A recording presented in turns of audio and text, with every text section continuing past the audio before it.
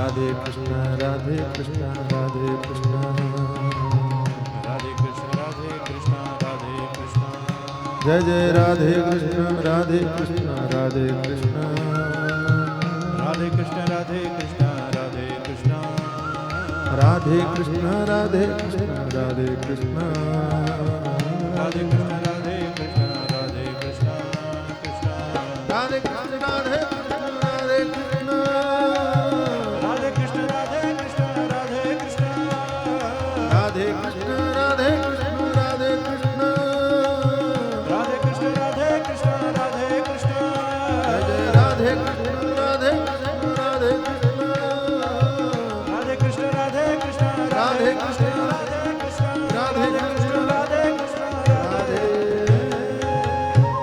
श्री राधा कृष्ण भगवान की सद्गुरुदेव भगवान की सच्चिदानंद भगवान की सनातन धर्म की श्री रामचंद्र भगवान की श्री शंकर भगवान की श्री अम्बे मात की श्री हनुमान जी महाराज की श्री मुकुंद भारती जी महाराज की श्री अवधूत भगवान की ओम नमः पार्वती पते हर हर महादेव।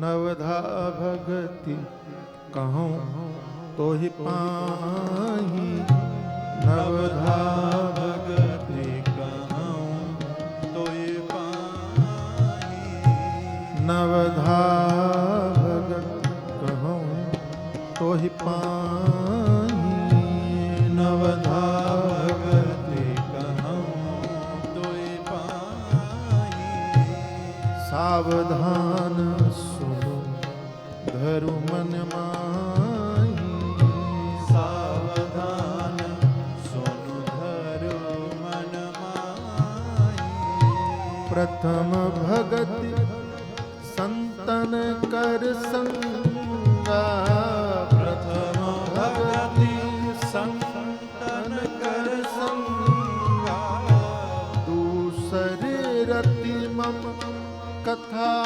प्रसंगा दूसरी रति मम कथा प्रसंगा जय सिया राम जय जय सिया राम जय सिया राम जय जय सिया राम राम जय सिया राम जय जय सिया राम जय सिया राम जय जय जय सिया राम जय जय जय सिया राम जय जय सिया राम जय जय सिया राम जय जय सिया राम।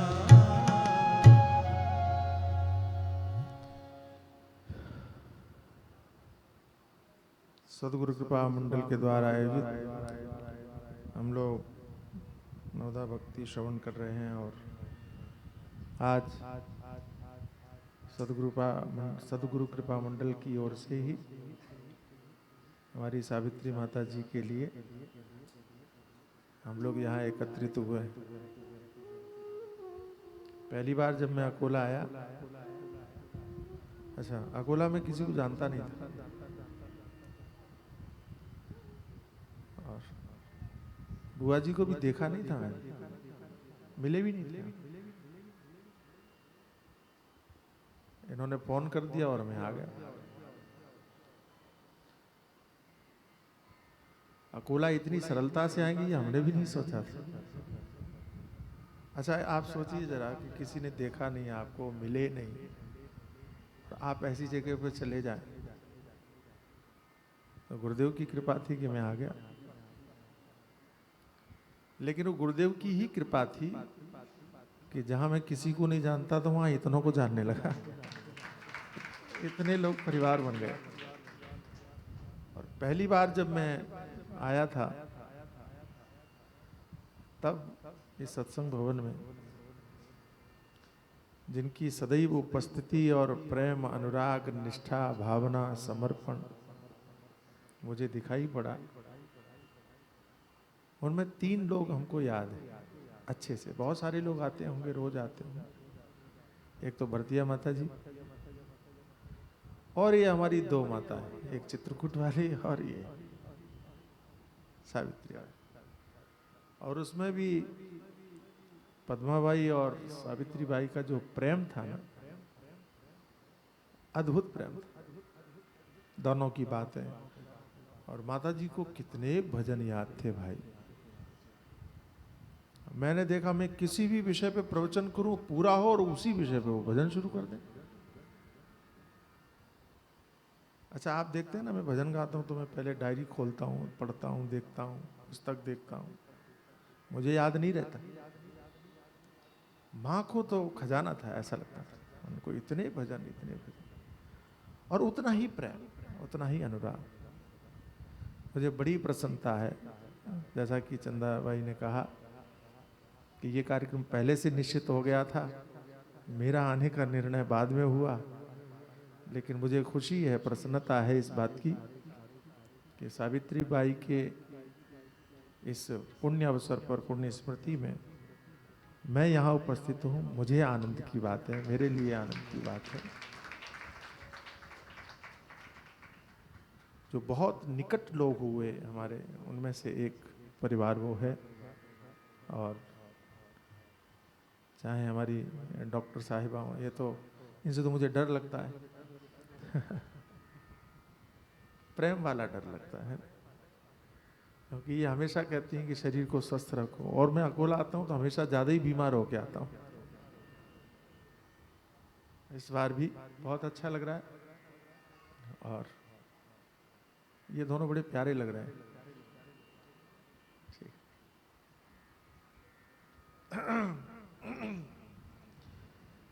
तो सावित्री माता जी की उपस्थिति में ही, भावमय उपस्थिति में, उनके परिवार के साथ, सदगुरु कृपा मंडल के साथ हम भगवान की दिव्य इस भक्ति को श्रवण करेंगे। नवदा भक्त। और प्रथम भगत संतन कर संगा, सत्संग करना जो भक्ति है, माने खूब सत्संग किया, और जो कुछ भी उन्होंने पाया, चाहे भजन के रूप में, चाहे सत्संग के माध्यम से ही पाया, यही एक। और मैं आप सबसे निवेदन एक करना चाहता हूं। पहली भक्ति कौन सी है बोलो? अरे देवियों, पीछे वालों को भी बोलना होता है। पहली भक्ति कौन सी है? जोर से बोलो। सत्संग। और इस भवन का नाम क्या है? तो पहली भक्ति करनी है तो कहां आना चाहिए, कब आना चाहिए? बोलो। बुआ जी कितने आते हैं बताओ तो जरा अच्छा, नवदा भक्ति के 9 लोग आते हैं। मैं जब पहली बार आने वाला था यहाँ, तो बुआ जी कहती है कि आप आ जाइए, लेकिन यहाँ भीड़ नहीं रहती। तो मैंने कहा कोई बात नहीं। बोले नहीं नहीं। तो मैंने कहा कितने लोग रहते हैं? तो कहा बहुत लोग आएंगे तो 20 आएंगे, नहीं तो 5 तो रहेंगे।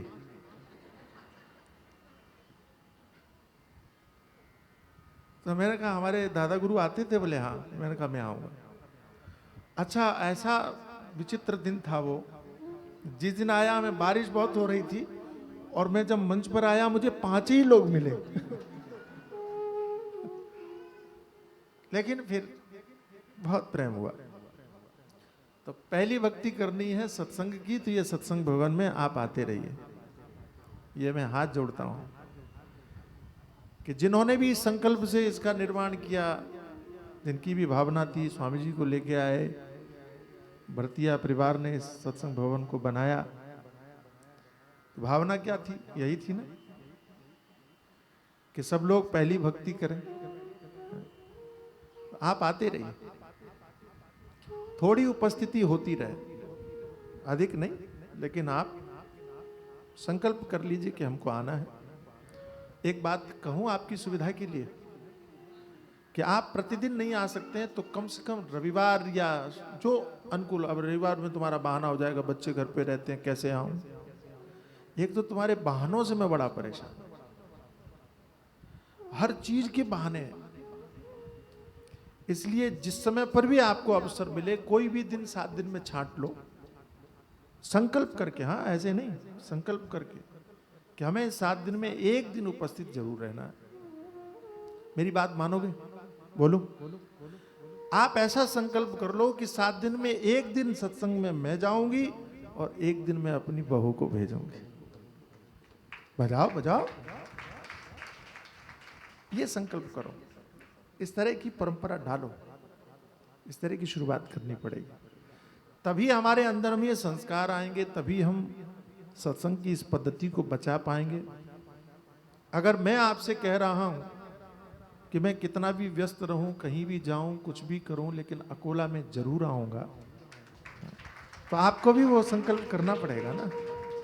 आपको भी ठानना पड़ेगा कि अगर आप आ रहे हैं तो हम भी आएंगे, लेकिन केवल उस समय नहीं जब हम आए तभी आना है, हमेशा आने के लिए प्रयास आप जरूर कीजिए। ठीक है। मुझे लेखा दीदी कह रही थी कि सत्संग भवन इतना अच्छा हो गया, अब हमने सोच लिया हम रोज शाम को आएंगे। नीता दीदी, मधु दीदी, बोले हम 3 ही लोग आए लेकिन आएंगे। अच्छी बात है, ऐसा नियम बनाना चाहिए। ठीक। तो पहली भक्ति सत्संग, दूसरी भक्ति जो यहाँ हो रहा है उसमें रति हो जाए, प्रेम हो जाए, जो आप सुन रहे हो उसमें प्रेम हो जाए। और तीसरी गुरुपद पंकज सेवा, तीसरी भक्ति अमान,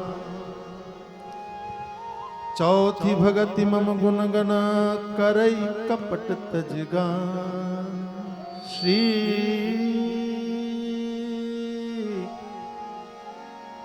गुरुपद पंकज सेवा, तीसरी भगति अमान, गुरुपद पंकज सेवा। गुरुदेव की सेवा करना। मैंने पहले भी निवेदन किया था, अभी फिर कहता हूं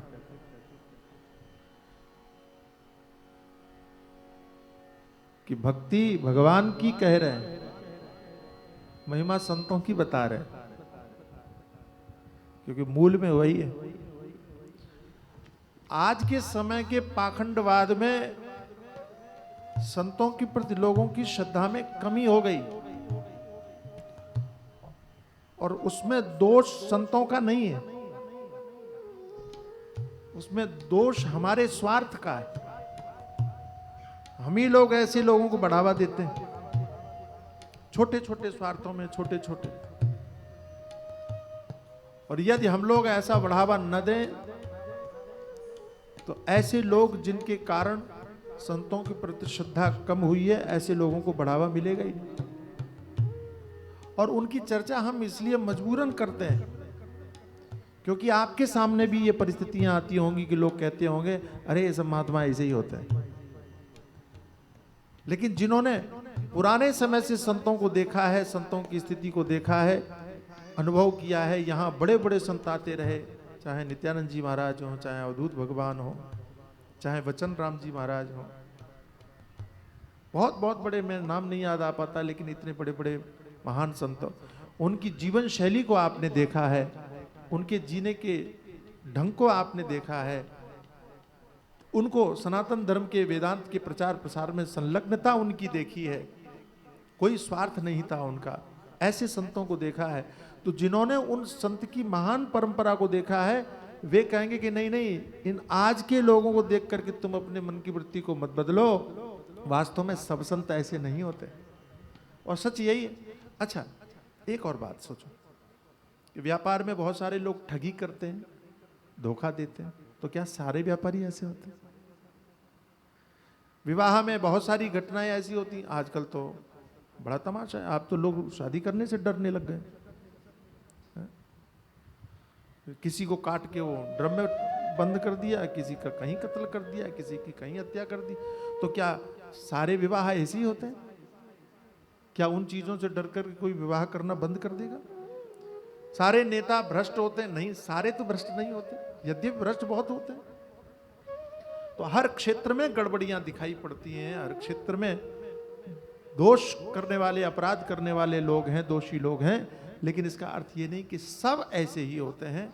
इसी तरह से आज के परिवेश में संत वेश को भी बदनाम करने वाले बहुत हैं, लेकिन हर साधु ऐसा है ऐसा मत समझना।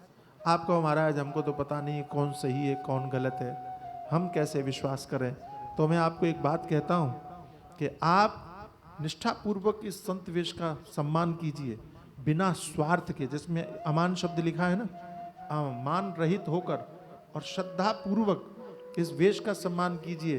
और आपके मन में अगर स्वार्थ नहीं रहेगा तो कोई ठग भी होगा ना तो आपका बुरा नहीं कर सकता, आपकी रक्षा करने का काम फिर भगवान करेंगे, परमात्मा करेगा। जो निर्मल हृदय होते हैं वो नहीं ठगे जाते भाई। जो सज्जन है उनका कोई कुछ नहीं बिगाड़ सकता। जिन्होंने पूरी तरह से अपने आप को समर्पित कर दिया उनका कोई कुछ नहीं बिगाड़ सकता। बिगड़ता किसका है? जब हमारा स्वार्थ होता है, जब हमारे मन में पाप होता है, तभी हमारी कोई न कोई अब देखो 60-70 साल से ऊपर ही हो गए शायद इस भवन को, इतने सारे संत आए। मुझे सही से बताना कितने संतों ने आपको ठगा? मेरी बात समझ रहे हैं आप? इसी भवन में आपके देखा देखी देखते हुए और कितने महात्मा आए, कितने संत आए, लेकिन क्या किसी एक शिकायत कहीं मिली कि इसने हमको, और एक मिली भी हो मान लीजिए किसी व्यक्तिगत किसी के साथ में हुआ हो, तो भी आपने देखा है सर्वांगीण रूप से कोई महात्मा ठगते हुए आपको दिखाई पड़ा? किसी ने धोखा दिया, किसी ने छल किया, किसी ने कपट किया? कोई नहीं है। इसका अर्थ है कि आपके अंदर के भाव पवित्र हैं, आपका भवन पवित्र है, आपका लक्ष्य पवित्र है, उद्देश्य पवित्र है।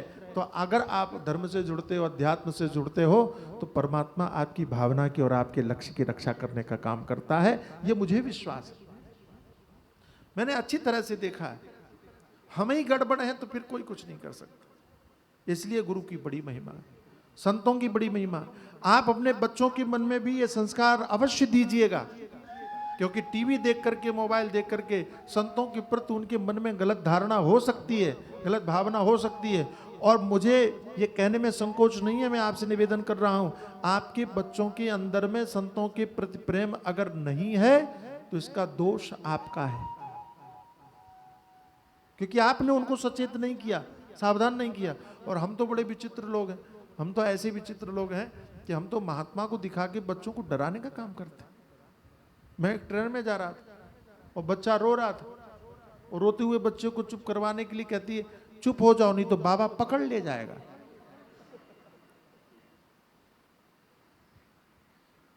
मुझे बड़ा अजीब लगा, तो मैंने कहा मैं कोई लुटेरा लगता हूं? वो अंजुबाई तो अभी बड़ी बड़ाई कर रही थी, इसको वहां होना चाहिए था। चेहरे से मैं कोई डाकू तो नहीं लगता भाई, तुम क्या बोल रही हो? चुप हो जाओ नहीं तो बाबा खा जाएगा। बाबा अंडा भी नहीं खाता।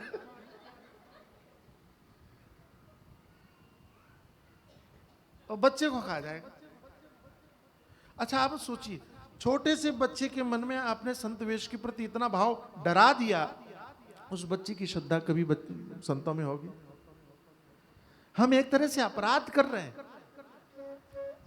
हमारे बड़े महाराज बड़ा ध्यान रखते, अवधूत भगवान, वो साथ में टॉफी रखते, जैसे ही बच्चा कोई आता उस टॉफी निकाल के देता। अब डराते रहिए, उनको तो टॉफी दिख गई, बड़ा आनंद आता। कभी भी उन बच्चों के मन में संतों के प्रति वो भय वाली भावना ही पैदा नहीं होती, क्योंकि टॉफी मिल रही है। ये बात हमको बड़ी अच्छी लगी। और महाराज तो छोटे छोटे बच्चों को इकट्ठा कर लेते, आओ खेलते हैं। एक गांव में गए और स्वामी जी कुर्सी पर बैठे हुए थे, मुझे याद है मैं छोटा ही था। गांव में गए, हमने कहा कि बड़े बड़े लोग आएंगे, इकट्ठे होंगे और उपदेश होगा, प्रवचन होगा। स्वामी जी कुर्सी पर बैठे, छोटे बच्चों को देखा, उनको बुला लिया, बोले इधर आओ इधर आओ। सब बड़े लोग खड़े ही रह गए, पहले बच्चों को इकट्ठा कर लिया। और बच्चों को इकट्ठा करके कहते हैं हम जो बोलेंगे तुम बोलोगे, हमारे साथ एक खेल खेलोगे? तो कहते हैं हाँ खेलेंगे। तो कहा बोलो, बुरा मत देखो, आंख पे उंगली रख ली, हाथ रखवा लिया, बोले बुरा मत देखो। बच्चों से कहा तुम भी करो, बच्चों को बड़ा अच्छा लगा, तो बोले बुरा मत देखो। तो फिर ताली बजाते कहा अच्छा देखो, तो कहते अच्छा देखो। बुरा मत सुनो, अच्छा सुनो, बुरा मत बोलो, अच्छा बोलो, बुरा मत कर सोचो, अच्छा सोचो, और बुरा मत करो, अच्छा करो। ताली बजाएं, सब बड़े अच्छे लगे, बच्चों को बड़ा आनंद आया। महात्मा तो सदैव सबको निर्भय बनाता है, ये बात है ना। संत क्या करता है आपको पता है? साधु का काम क्या है मालूम है? साधु का एक ही काम, सामने आए हुए व्यक्ति को निर्भय करना, भय से दूर कर देना। अगर आप डरते भी रहे तो अच्छा, जो महात्मा लोग भक्तों को डराने का काम करते हैं वो महात्मा नहीं हो सकते। कई लोग कहते हैं ना, महात्मा के वेश में आके कहते हैं ये करो, नहीं करोगे तो हम तुम्हारा ये बर्बाद कर देंगे, हम शाप दे देंगे। ये महात्मा नहीं होते, महात्मा का काम ये नहीं होता। भागवत में लिखा है महात्मा कैसे होते हैं।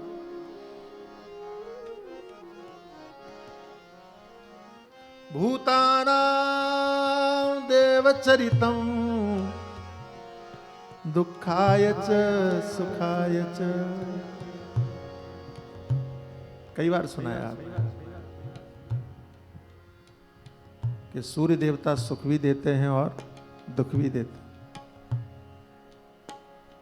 ठंडी आ जाए तो सुख देते हैं और गर्मी आ जाए तो देवता एक ही है।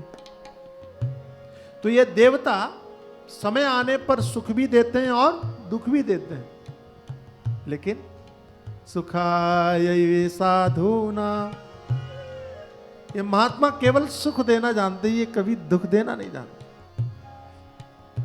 ये किसी को दुखी नहीं कर सकते, ये साधु का स्वभाव है। अच्छा, महाराजा परीक्षित गए सुखदेव के पास में, महाराजा परीक्षित से क्या कहा? भयभीत मत होना, हम बैठे।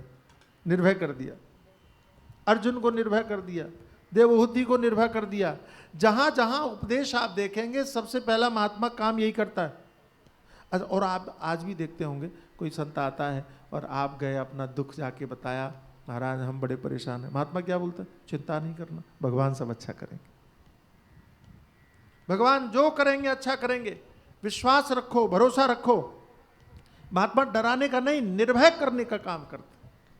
हमारी छवि ऐसी होनी चाहिए, गुरुजनों के प्रति श्रद्धा, भावना और अद्भुत भावनाओं। अच्छा, यहां तो ज्ञान देने वाले ऐसे ऐसे गुरु आए हैं आजकल कि आप आश्चर्य करेंगे। मैं अभी देख रहा था, एक गुरु ज्ञान दे रहा था, और क्या ज्ञान दिया उसने मालूम? कहते हैं कि तांबे के लोटे में गर्म पानी रखो और 2 से 3 दिन रखो, ठीक है? तो लोगों को बड़ी रुचि जागी कि क्या होगा फिर। तांबे के पात्र में 2-3 दिन तक पानी रखो, रखने के बाद में बाल धो तो क्या होगा? बोले बाल गीले हो जाएंगे। ये कोई बात? लोग देख रहे हैं, ऐसे ऐसे गुरु बने घूम रहे हैं। सुनाने जाए तो आप पूरा टाइम उसी में चला जाए, लेकिन ज्ञानी है ऐसे तरह तरह की बात है। उनको कुछ नई बात करनी हो, लोगों को नई बात सुननी भी है। बुरा मत मानना, हम सत्य नहीं सुनना चाहते हैं, हम नया सुनना चाहते हैं। और आपको एक बात पता है, सत्य कभी नया नहीं होता, सत्य नया हो भी नहीं सकता। जो हजारों वर्ष पहले था वही सत्य आज भी रहेगा, क्योंकि जो नया हो जाएगा वो सत्य कैसे रहेगा? जो समाप्त हो गया वो सत्य नहीं हो सकता, जो मिट गया वो सत्य नहीं हो सकता। इसलिए ये नए के चक्कर में मत पड़ना कि नया किसने कहा। भगवान क्या कहते हैं? भगवान कृष्ण कहते हैं, जो ज्ञान सूर्यदेव ने कहा, जो ज्ञान अमुक ने कहा, जो ज्ञान अमुक, वही मैं तुमको बताता हूं। भगवान ने तो यही कहा। भगवान सुखदेव ने कहा जो हम तुमको सुना रहे हैं ये अमुक ने कहा। सूत जी कह रहे हैं हम जो सुना रहे हैं वो वेदव्यास जी ने कहा। मतलब हम कोई नई बात नहीं बता रहे, परंपरा से चली हुई बात जो है वो हम तुमको बता रहे हैं। तो बहुत अच्छे से समझना, नए के चक्कर में केवल उन्होंने बड़ी नई बात कही ऐसा सोच करके कि सुन करके कहीं आप सत्य से दूर न हो जाना, भटक न जाना। इसलिए परंपरागत जो संत परंपरा हमारी है, संत महापुरुष हैं, उनके प्रति गुरुभाव। अच्छा, इन्होंने एक बात सज्जन ने पूछी कि महाराज एक बात बताइए, यहाँ पहले कहा संतों के साथ करो, प्रथम भगति संतन कर संगा, और फिर कहा गुरुपद पंकज सेवा तीसरी भगत यमान। तो ये गुरु को अलग क्यों दिखाया? गुरु क्या संत नहीं होते? जब संतों की भक्ति हो ही गई तो फिर गुरु क्यों? बात समझना, जब संबंध करना होता है, सगाई करनी होती है, तो आप पहले लड़के देखते हो। तो एक ही लड़का नहीं देखते हो, बहुत सारे देखते हो, और उन बहुत सारे लड़कों में से एक चुनते हो अपने बिटिया के विवाह के लिए, अपनी पुत्री के विवाह के लिए। ऐसे ही जब आध्यात्मिक दृष्टि से आगे बढ़ते हो, आपको नहीं पता है कि गुरु क्या होता है, आपको नहीं मालूम है कि गुरु कैसा होता है, तो पहले कहा संतों का साथ करो। बहुत सारे संतों के बीच में बैठो, सुनो, समझो, सबको देखो। उन सब में हो सकता है कि कोई एक आपके मन को भा जाए। हम लोग संत सम्मेलन करते हैं, बहुत सारे महात्मा आते हैं और प्रवचन करते हैं। तो एक सज्जन ने पूछा कि महाराज आप ही इतना बढ़िया बोलते हो, इतने सारे संतों को बुलाने की क्या जरूरत है? 20-20 महामंडलेश्वर बुला रहे हो कि और संतों को बुला रहे हो एक ही मंच पर, उसकी ज़रूरत क्या है? तो मैंने कहा ज़रूरत है। तो कहने लगे क्या? मैंने कहा आपने देखा होगा गाँव में पहले कुआं होता था, तो कुआं से पानी खींचते थे रस्सी से, बाल्टी से, है ना? और कई बार वो रस्सी ढीली बंधी होती थी तो वो बाल्टी डूब जाती थी, और रस्सी खींच गई, बाल्टी अंदर पड़ी। अब बाल्टी निकाले कैसे? तो एक कांटा होता था, वो कांटे में भी एक कांटा नहीं होता था, कई कांटे होते थे, है ना? कुछ बोलते थे उसको, मैं भूल गया। रस्सी में बांध के उसको डालते और डाल के ऐसे ऐसे थोड़ा थोड़ा हिलाते, तो कांटे कई होते थे, तो कई कांटों में से एक कांटे में वो बाल्टी फंस जाती, वो बाल्टी निकल आती। तो मैंने कहा इन सारे महात्माओं को मैं इसलिए बुलाता हूँ कि तुम लोग डूबे हुई बाल्टी हो, अकेला मैं हो सकता है नहीं फंसो, इनमें से किसी से फंस जाओ, तुम्हारा उद्धार हो जाए तुम्हारा भला हो जाए। किसी भी कांटे में तो उलझो ताकि इस कुएं से निकलो, संसार भवसागर से निकलो।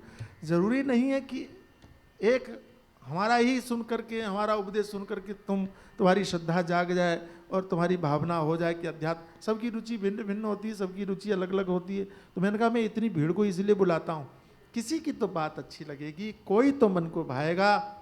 और मैं कहता हूँ कि इनमें से जो तुम्हारे मन को भा जाए उसकी बात को सुन करके तुम अपने जीवन का उद्धार कर लो, कल्याण कर लो। हम यही चाहते हैं और यही धर्म है, वास्तविक धर्म यही है, वास्तविकता यही है। तो गुरु भाव होना चाहिए। गुरु का काम यही है कि वो शिष्य को परमात्मा से जोड़ने का काम करता है। मैं फिर कहता हूँ गुरु का एक ही काम है, एक ही काम। गुरु का दूसरा कोई काम ही नहीं है। तुम्हारी दुकानदारी चलाना गुरु का काम नहीं है। मैं बहुत साफ बोलता हूँ, दुकान भी चलने लग जाए ये भगवान की बड़ी कृपा है, गुरु की बड़ी कृपा है कि दुकान चलाने के लिए उपाय बता दे। सुन रहे हो ना? साफ साफ सुन रहे हो ना? तुम्हारे दुख दर्द रोग फलाने धमकी क्या बोलते हैं, बीमारियां, ये वो सब दुनियादारी, ये खत्म करना गुरु का काम। बोलो बोलो बोलो, ये डॉक्टर का काम है। डॉक्टर किस लिए बनाए भगवान ने? हॉस्पिटल किस लिए बनाए? इसलिए ज़्यादा भ्रम में हम लोग इसलिए पढ़ते हैं क्योंकि हम जो जिसका काम नहीं है उससे ज़्यादा अपेक्षाएं कर लेते हैं। इसलिए फिर वो ठग लोग आते हैं और आपकी भावनाओं को ठग के चले जाते हैं। तो आपकी बीमारी गुरुजी ठीक कर दें, ये गुरुदेव की कृपा है। लेकिन तुम ऐसा मत सोच लेना कि गुरु का ये काम है, बिल्कुल काम नहीं है। हमने बड़े महाराज से पूछा, अवधूत भगवान से पूछा, हमने कहा महाराज आप दवाई बताते हो, आप ये कर। मैं गोंदिया में था और भैया मैं चकित रह गया। रात को 11 साढ़े 11 बजे बज रहे थे। स्वामी जी थक गए थे, वृद्ध शरीर था, पास में हम लोग बैठे, किसी ने दरवाज़ा खटखटा दिया।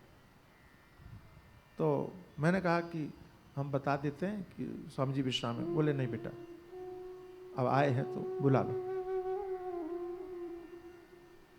बुला लिया भाई, आए, प्रणाम किया, और प्रणाम करने के बाद में कहते क्या, घुटना दर्द हो रहा है, कमर दर्द हो रहा है। महाराज उनको मंत्र लिख रहे हैं, दवाई लिख रहे हैं, लो ले जाओ। चले गए। तो फिर मैंने पूछा कि स्वामी जी इस 11 बजे रात में आ रहे हैं, इनको अब फुर्सत मिली और आप दरवाजा भी खोल रहे हो? तो स्वामी जी मुस्कुराए, उनका भी मुस्कुराहट बड़ी प्यारी थी। स्वामी जी मुस्कुराए और मुस्कुराते हुए कहते बेटा तुमको लग रहा है ये अब आए, और मुझे लग रहा है कि जब मौका मिला तब आए, तो संत के पास में पहुंचे तो हमारी याद तो आई कि स्वामी जी आए हैं, चलो मिलने चलें। कोई बात नहीं। तो मैंने कहा कि ये दवाई क्यों बताते हो, ये घुटना दर्द, ये तो कहते बेटा तुमने देखा है, मैं दवाई भी बताता हूँ, साथ में मंत्र भी लिखता हूँ। कोई भी दवाई वो बिना मंत्र के नहीं देते थे, कोई भी औषधि दें तो पहले मंत्र लिखते। मैंने कहा, तो कहा कि देखो वो ठीक तो होंगे दवाई से, लेकिन श्रद्धा बढ़ेगी मंत्र में, भावना होगी संत में। और पहले तो उनके घुटने ठीक होंगे, फिर उनको लगेगा गुरुजी बड़े बढ़िया हैं तो सत्संग सुनने आएंगे। सत्संग सुनाते सुनाते उनको बढ़िया वेदांत सुनाऊंगा, आत्मज्ञान हो जाएगा। यही तो बेटा काम है हमारे। हमें बड़ा अच्छा लगा। तो संत का काम बीमारी दूर करना नहीं है, संत का काम भवरोग दूर करना है, ये दुनिया की बीमारी दूर करना है। तो मैं बहुत स्पष्ट आपसे बात कहता हूं कि गुरु का एक ही काम है कि वो परमात्मा से मिलाने का काम करता है। जीव को जो ईश्वर से जोड़ दे, भगवान से जोड़ दे, वही संत है, वही गुरु है, वही सदगुरु है। और यही सदगुरु का काम है। दूसरा काम कोई सदगुरु का समझना मत, बिल्कुल मत समझना। हाँ, गुरुदेव की कृपा से कुछ हो जाए एक अलग बात है, और वो होता भी है, वो भावना अलग, लेकिन अपेक्षा मत पालना। ऐसे सदगुरु को के प्रति प्रेम होना चाहिए। गुरुपद पंकज सेवा कहा, गुरुदेव की चरणों की सेवा। कई लोग कहते हैं गुरु को गुरु करने की जरूरत नहीं है, और बिना गुरु के, अरे भाई बिना गुरु के कुछ नहीं होता। हम मनमाने ढंग से कोई काम नहीं कर सकते। जो लोग मनमाने ढंग से काम करते हैं उनका भला नहीं होता, ये समझ लो। आप रास्ते में भी जाते हो तो आपको किसी से पूछना पड़ता है रास्ता सही है कि गलत है। और आप बिना देखा हुआ रास्ता चलना चाहते हो, बिना गुरु के कैसे जाओगे भाई? अच्छा, आपको बीमारी हो जाए, भगवान करे ना हो, लेकिन कोई रोग हो जाए, तो आप अपने मन से दवाई लेंगे कि डॉक्टर के कहने पर लेंगे? सही बताइए। डॉक्टर के कहने। अब कोई कहे डॉक्टर की जरूरत नहीं है, सारी दवाइयाँ इंटरनेट पे पड़ी हुई हैं, सारी दवाइयाँ पुस्तकों में पड़ी हुई हैं, देख करके ले लो। ले सकते हो क्या? लेते हो क्या? नहीं लेंगे ना। तब डॉक्टर के पास जाएंगे कि डॉक्टर साहब ये देख लीजिए, ये बीमारी है, इसकी क्या दवाई लें। अरे भाई, जब आप शरीर की बीमारी बिना डॉक्टर के दूर नहीं कर सकते, तो मन की बीमारी बिना गुरु के कैसे दूर कर सकते हो? भवरोग बिना गुरु के कैसे दूर कर सकते हो? इसलिए गुरु की परम आवश्यकता है। जिन लोगों को अपना अभिमान जो है ना बड़ा लगता है, वे लोग गुरु को नकारते हैं। अच्छा, कई लोग तो गुरु बनाने के बाद में भी अभिमानी रहते हैं, झुकते ही नहीं है। भगवान, आपको पता है, रावण को सबने उपदेश किया, सबने। भाई ने भी उपदेश किया, वो नाना था एक, नाना ने भी उपदेश किया, और कौन कौन, सबने, पत्नी ने, मंदोदरी ने उपदेश किया। लेकिन शंकर जी ने कभी उपदेश नहीं किया, शिव जी ने नहीं किया। तो किसी ने भगवान शंकर से कहा कि ये तो आपको गुरु मानता है? बोले हाँ। आप इसको शिष्य मानते हो? बोले यही तो समस्या है, वो गुरु मानता है, मैं नहीं मानता उसको शिष्य। फिर भी वो गुरु मानता है तो आपको उपदेश करना चाहिए। तो भगवान शंकर ने कहा मैंने सोचा था। अच्छा, उपदेश करने का सोचा था? हाँ। तो फिर किया क्यों नहीं? बोले जब मैं गया तो मुझे देख के वो हंस रहा है, तो मैंने उससे पूछा कि हंस क्यों रहे हो? तो रावण ने कहा बताऊं? बोले हाँ हाँ बोलो। तो कहा मैं आपसे दुगुना हूं इसलिए हंसी आ रही मुझे। शिव जी ने कहा मेरे से दुगुना? बोले हाँ, आपके 5 ही सिर हैं, मेरे 10 सिर हैं, आपके डबल हूं। तो कई लोग गुरु से भी अपने आप को डबल मानते हैं। शिव जी ने कहा अब ऐसे आदमी को क्या ज्ञान दूं जो हमसे ही अपने आप को डबल मानता है, दुगुना मानता है। ऐसे व्यक्ति को कोई उपदेश नहीं दिया जा सकता, दोगे तो असर भी नहीं पड़ेगा। एक बार भगवान शंकर के पर्वत को उठा लिया, कैलाश पर्वत, और कैलाश पर्वत को उठाया तो लोगों ने कहा क्या कर रहा है? बोले मैं प्रणाम कर रहा हूं। तो लोगों ने कहा ये कौन सा प्रणाम है भाई? प्रणाम में तो झुकना पड़ता है, तुम झुकने की जगह तुम और अकड़ रहे हो। बोले नहीं नहीं, मैं गुरु को उठा रहा हूं। अच्छा, शिष्य गुरु को उठाता है कि गुरु शिष्य को उठाता है? होना तो ये चाहिए कि गुरु शिष्य को उठाता है, लेकिन कुछ शिष्यों के मन में ये बड़ा अहंकार अभिमान आता है कि हमने अपने गुरु को उठा के रखा हुआ है, हमने, हमारे कारण गुरु जी ऊंचे उठे हुए हैं। ऐसे अभिमानी व्यक्ति का उद्धार गुरु के पास में जाने के बाद भी नहीं हो सकता। गुरु होने का अर्थ है कि आपके अंदर में विनम्रता हो, सरलता हो, समर्पण हो, भावना हो, तभी गुरु का उपदेश आपका कल्याण कर सकता है। और गुरु महिमा पर बहुत सारी बातें कही जा चुकी हैं, आपने सुनी हैं, अनेक बार सुनी है। और एक बात मैं एक दोहराना चाहता हूँ कि आपके अंदर अगर निष्ठा भावना है, मान लो एक बार, मान लो कि अगर कोई शिष्य, कोई गुरु योग्य न हो, मान लो, वैसे तो गुरु योग्य होते ही हैं, मान लो न हो, लेकिन आप अगर योग्य हैं, आपके अंदर में अगर सच्चाई है, तो गुरु कैसा भी हो, क्योंकि गुरु तो मूल रूप में परमात्मा का ही रूप होता है। ईश्वरो गुरुरात्मेति मूर्ति भेद विभागिने, वो उस गुरु के कारण आपका कल्याण अवश्य होगा। आपने वो कहानी सुनी होगी कि एक राजकुमारी ने घोषणा किया कि हमें कोई दर्शन करवा दे भगवान के, और जो दर्शन करवा देगा, जो कहेगा, मैं वो करने के लिए तैयार हूँ। तो एक किसी लुटेरे टाइप के व्यक्ति को पता चला, तो उसने बढ़िया ये कपड़े खरीदे, महात्मा बन गया, नकली दाढ़ी नकली बाल लगा के, और पहुँच गया अलख निरंजन बोलते हुए, तुम्हें भगवान का दर्शन करना है, हाँ, हम जो कहेंगे करोगे, हाँ हाँ करेंगे, तो आंख बंद करके खड़े हो जाओ, जब तक हम नहीं बोलें खोलना नहीं। वो राजकुमारी आंख बंद करके खड़ी हो गई, और ये सब सोना चांदी जेवर जो भी है लूट करके गायब हो गया। ये चुपचाप श्रद्धा निष्ठा पूर्वक भावना पूर्वक खड़ी रही। 2 घंटे हुए, 4 घंटे हुए, 6 घंटे हुए, 8 घंटे हुए, अब वो तो चला गया, उसे तो आना नहीं था। इसे विश्वास था गुरुजी ने कहा है तो भगवान जरूर मिलेंगे। हालांकि ऐसा पागलपन भी लगता है कि ऐसे कैसे विश्वास कर लिया, लेकिन उसकी भावना ही ऐसी थी, विश्वास कर लिया। भगवान को सहन नहीं हुआ, भगवान उस लुटेरे को पकड़ के लाए और कहा कि तू पागल है क्या, ऐसे कोई भगवान मिलते हैं? ऐसे कहीं कोई साधु आकर के कहता है कि तुम आंख बंद करके खड़े हो जाओ तुमको भगवान मिल जाएंगे? ऐसे भगवान नहीं मिलते, आंखें खोलो। राजकुमारी कहती नहीं नहीं, गुरुजी जब तक नहीं कहेंगे तब तक नहीं खोलेंगे। तो उस जो लुटेरा था उसको एक थप्पड़ मारा भगवान ने, बोल तू ही बोल आंख खोलने के लिए। तो उसने कहा आंखें खोलो। आंख खोली तो भगवान ने उस लुटेरे के नकली बालों को निकाला, दाढ़ी निकाली। देखो ये नकली, कोई महात्मा नहीं है, कोई साधु नहीं है, तुमने इसको गुरु मान लिया। ऐसे कोई गुरु होता है? ऐसे कहीं भगवान मिलते हैं? इस तरह से भगवान बोले ही रहे थे, और तब तक वो राजकुमारी उसी लुटेरे के चरणों में दंडवत करके लेट गई, प्रणाम किया। भगवान ने कहा तू पागल है क्या?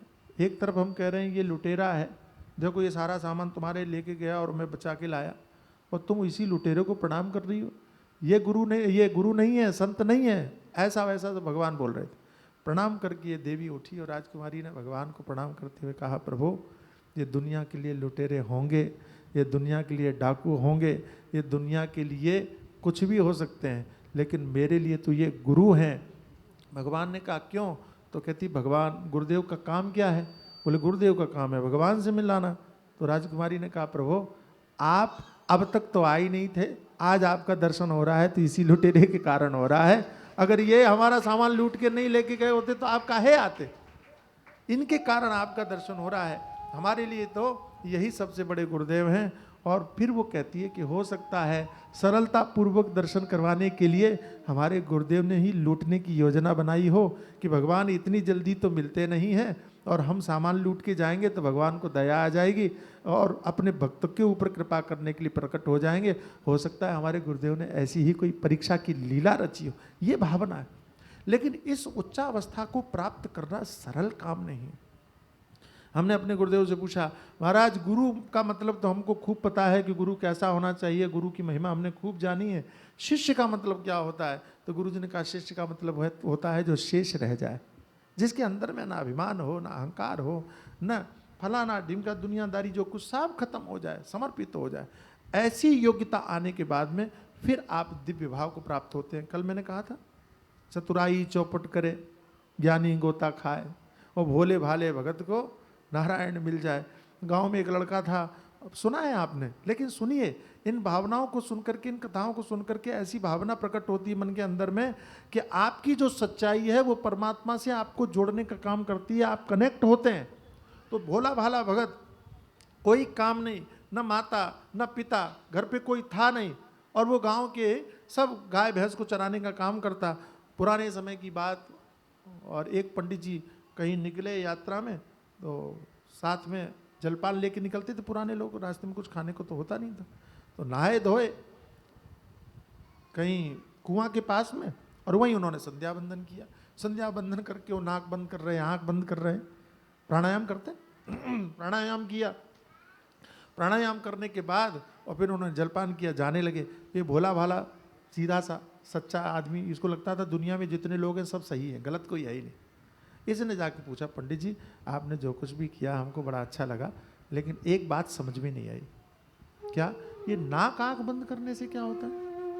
तो पंडित जी ने सोचा ये तो अनपढ़ आदमी, इसको क्या बोलूं कि प्राणायाम है। तो उसने कहा कि नाक आंख बंद करने से भगवान मिलते। सरलता पूर्वक पीछा छुड़ाने के लिए बोल दिया कि नाक आंख बंद करने से भगवान मिलते।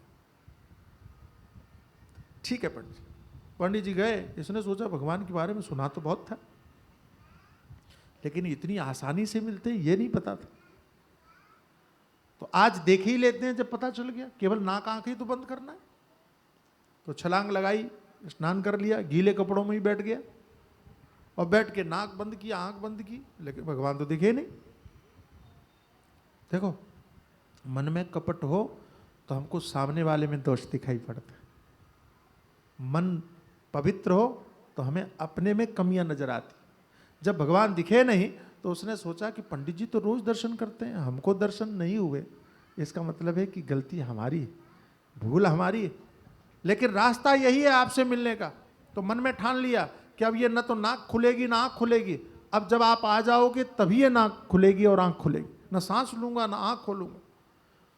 घबराहट बढ़ने लगी, परेशान होने लगा, ऐसा लगा कि सिर फट जाएगा और इसको ये अनुभव हो गया कि मैं मर जाऊंगा।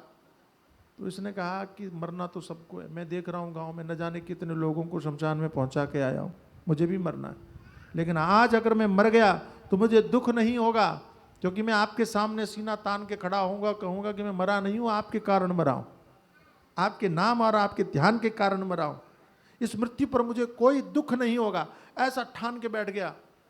भगवान को आना पड़ा। भगवान आए, पहले अंदर दिखाई पड़े, झटके से बाहर आए तो आंख खुली तो देखा भगवान खड़े। अब ये भोला वाला तो था ही, कहता है आप कौन? भगवान ने कहा मैं भगवान हूं। बोले ठीक है आप भगवान हैं, लेकिन मैं मानूं कैसे कि आप भगवान? अब भगवान भी मौज कर रहे हैं। भगवान ने कहा आधार कार्ड भी नहीं है मैं दिखा दूं आपको कि मैं भगवान हूं, कैसे बताऊं मैं भगवान हूं? तू जैसे परीक्षा करना चाहे, प्रमाणित करना चाहे। तो कहता है कि एक बात याद आ गई मुझे। बोले क्या? पंडित जी रोज देखते हैं आपको ध्यान में, उनको बुला के लाता हूं, वो अगर कह दें आप भगवान है तो मैं मान लूं। भगवान ने कहा ठीक है बुला लाओ। ये गया, थोड़ी देर में फिर लौट के आ गया। भगवान ने कहा क्या हुआ? बोले एक बात कहूं। भगवान ने कहा बोलो। बोले महाराज मैं आपको रस्सी से बांध के जाऊं? भगवान ने कहा क्यों? बोले उधर मैं पंडित जी को लेने गया, इधर आप गायब, फिर वही नाक आंख बंद करने का नाटक, मेरे प्राण चले गए थे, बच ही गए हम, इतना आप हिम्मत नहीं रही। भगवान मुस्कुराए। भगवान ने कहा ठीक बांध दो भाई।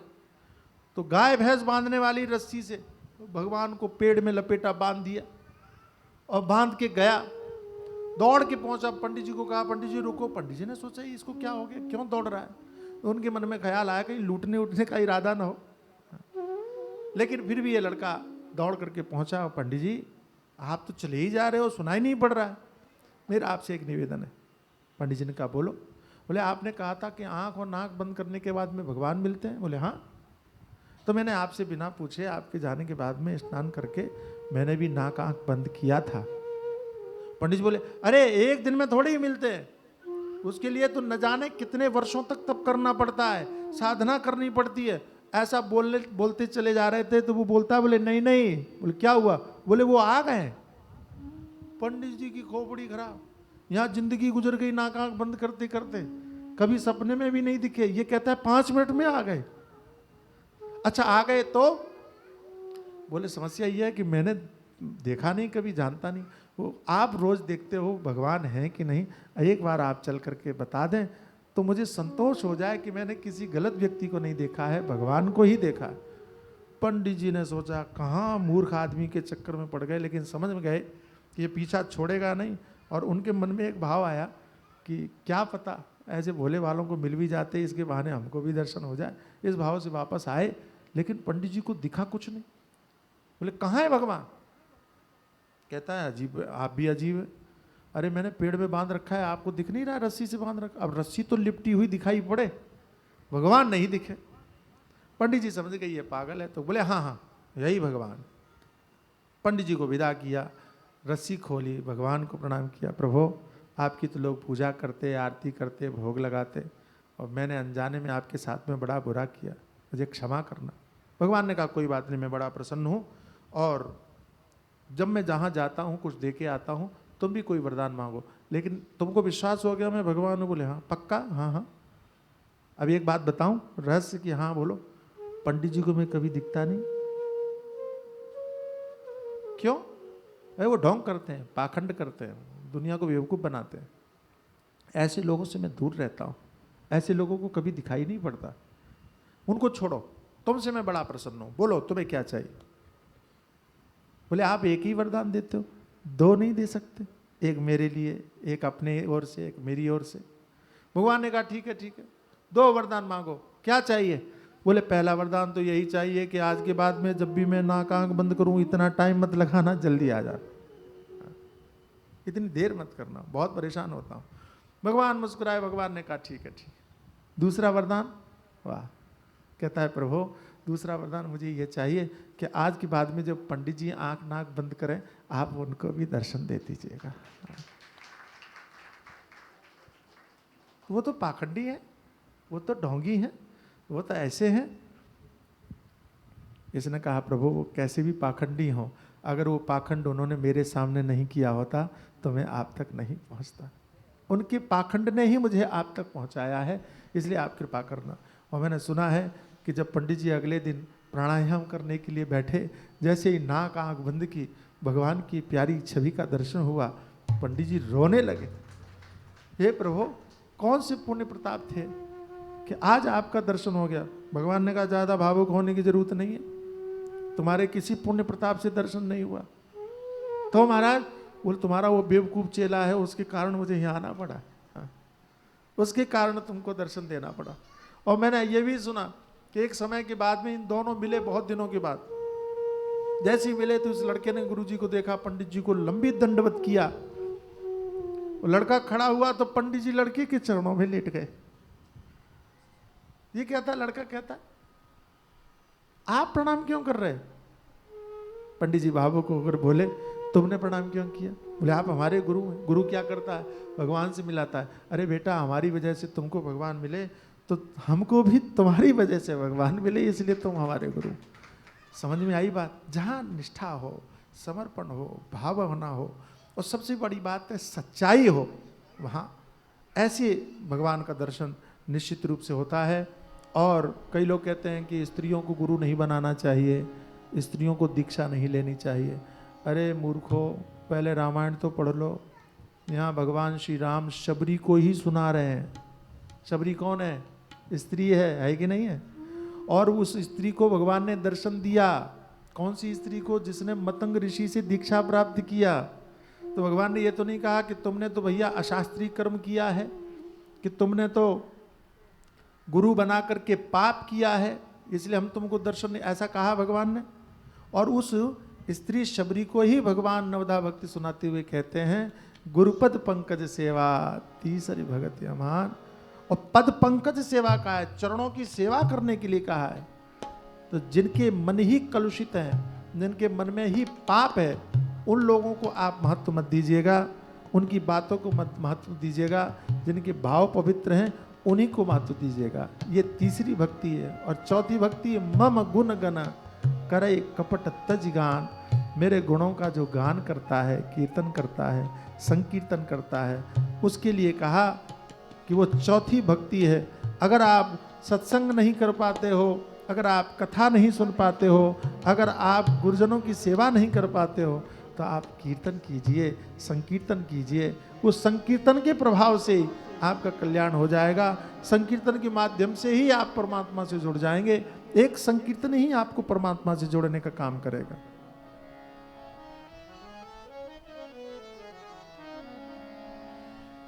एक संकीर्तन है, आप करेंगे? भाव से गए। दूसरा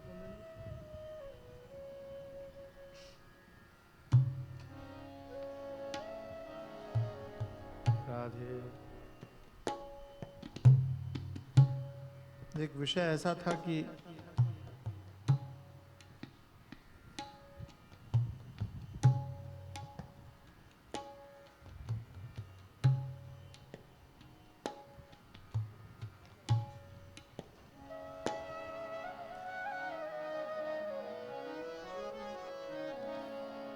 भाव से गाइए।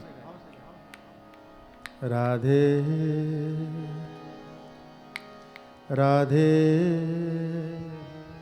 मध्यम से यहीं से गाइए। राधे राधे राधा गोविंद राधे भज मन राधा गोविंद राधे राधे राधे। बोलिए बोलिए। राधे राधे राधे राधे राधे राधा गोविंद राधे भज मन राधा गोविंद राधे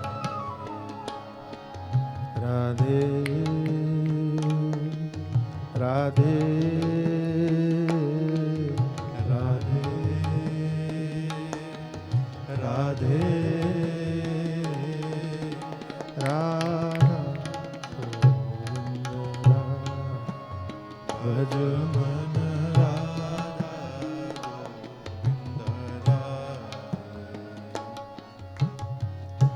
राधा राधा सुमिरन करके।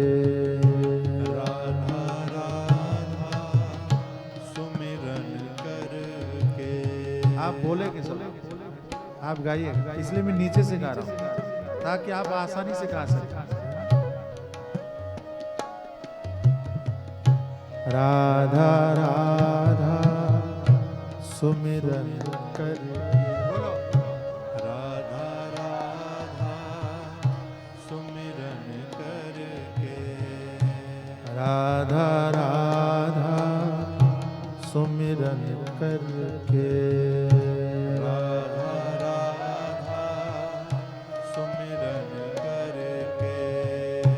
भव बाधा मिट जाए,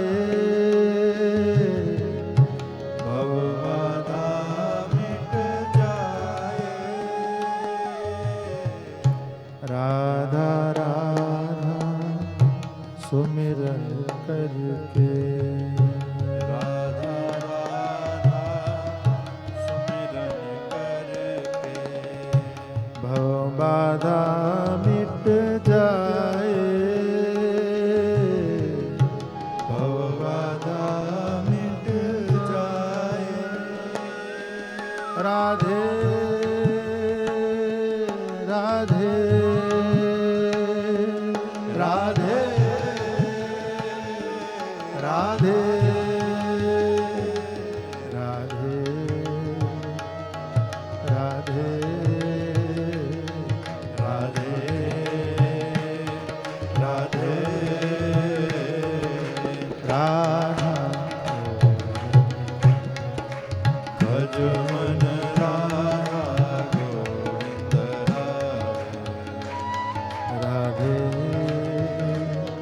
राधे राधे राधे राधा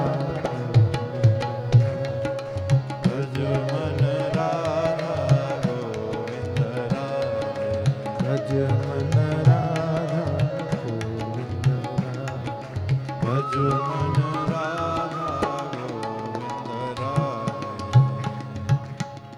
क्षण भंगुर जीवन की सांसें, क्षण भंगुर जीवन की सांसें।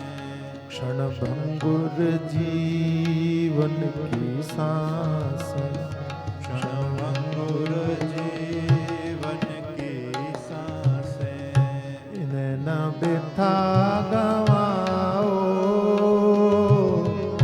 इन्हें न बिथा गवाओ। क्षण भंगुर जीवन की सांसें, क्षण भंगुर जीवन की सांसें, इन्हें न वृथा गवाओ, इन्हें न वृथा गवाओ। राधे राधे राधे राधे राधे राधे राधे राधे राधा भज मन राधा गोविंद राधे राधे राधे राधे राधा भज मन राधा गोविंद भज मन राधा भज मन राधा गोविंद राधे। सफल चिदंबर जीवन वो है, सफल चिदंबर जीवन वो है, सुमिरन जहाँ हो जाए, सुमिरन जहाँ हो जाए। सफल चिदंबर जीवन वो है, सफल चिदंबर जीवन वो है, सुमिरन जहाँ हो जाए, सुमिरन जहाँ हो जाए। राधे राधे राधे राधे राधे राधे बोलिए राधे राधे राधे राधे राधे राधे राधा भज मन राधा गोविंद राधे राधे राधे राधे राधा भज मन राधा गोविंद राधे राधे राधे राधे राधे राधे राधे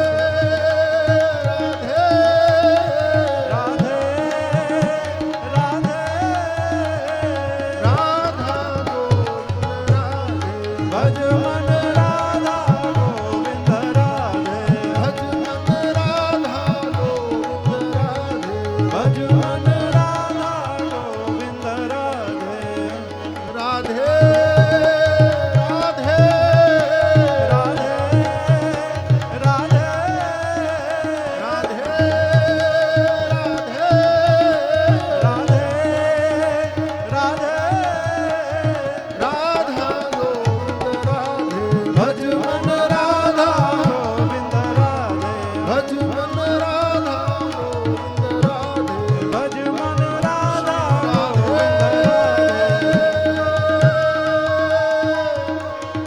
राधे श्री राधे राधा गोविंद राधे भज मन राधा गोविंद राधे भज मन राधा गोविंद राधे भज मन राधा भज मन भज मन राधा श्री राधा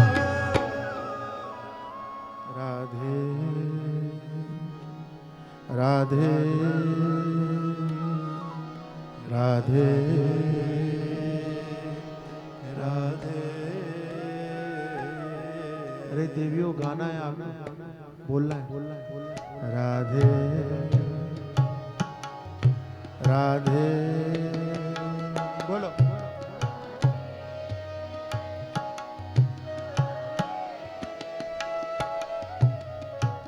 राधा राधा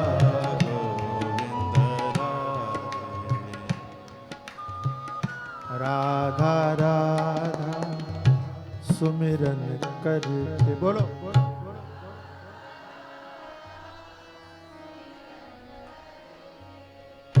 राधा राधा सुमिरन करके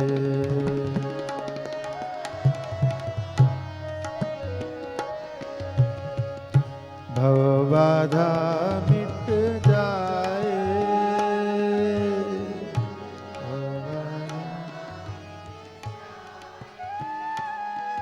राधे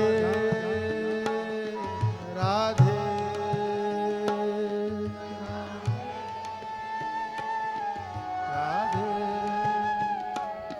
राधे राधे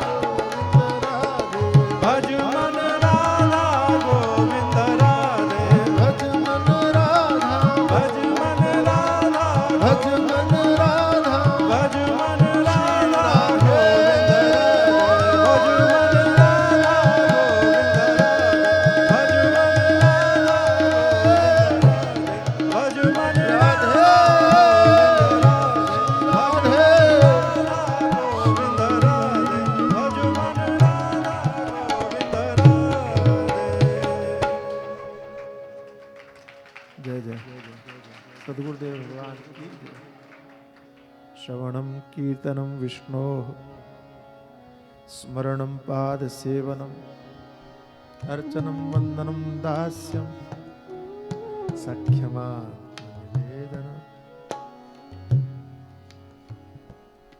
चौथि भगति मम गुण गण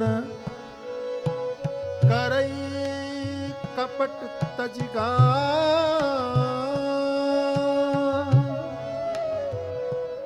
हमारे महात्मा कहते हैं कथा सुनने के लिए भी दिमाग की जरूरत है ना? समझ में नहीं आएगी तो नींद आएगी, लेकिन कीर्तन करने के लिए किसी की जरूरत है। भोले भाले भगत को नारायण मिल जाए। इसमें भोलापन चाहिए, इसमें सरलता चाहिए, निष्कपट भाव चाहिए। भोले भाले भगत को, किसी ने कहा ये बुद्धिमान आदमी को भगवान क्यों नहीं मिलते? बोले ब्रह्मा जी के 4 खोपड़ी फिर भी समझ में नहीं आए। नाम है चतुरानंद, चूकते ही चले गए। 4 खोपड़ी फिर भी समझ में नहीं आए। मैंने कहा ये 4 खोपड़ी वालों को ही समझ में नहीं आते, एक वाले को आ जाते। निष्ठावान होना चाहिए। संकीर्तन एक ऐसी भक्ति है, कीर्तन एक ऐसा माध्यम है कि जिसमें दिमाग लगाना नहीं पड़ता, समझने की जरूरत नहीं है। अच्छा, छोटा सा बालक रोते समय आपको पुकारता है तो दिमाग लगाता है? माँ। अच्छा, उसको माँ बोलना भी नहीं आता। मुझे एक बड़ी प्यारी बात याद आ गई। हमने गुरुजी से कहा कि स्वामी जी जितने भी स्तोत्र हैं मंत्र हैं वो सब संस्कृत में है। हमें तो संस्कृत आती नहीं, हम लोग छोटे छोटे थे तो पढ़े कि नहीं पढ़े, कुछ अशुद्ध हो गया तो बोले पढ़ो। हमने कहा हमें तो अर्थ नहीं समझ में आता, तो ऐसा पढ़ने से क्या लाभ, कई लोग बोलते हैं ऐसा पढ़ने से क्या लाभ जो खुद ही समझ में नहीं आ रहा है। हमारे गुरुजी बड़ी प्यारी बात बोले, कहा कि जिसको सुना रहे हो उसको तो समझ में आ रहा है ना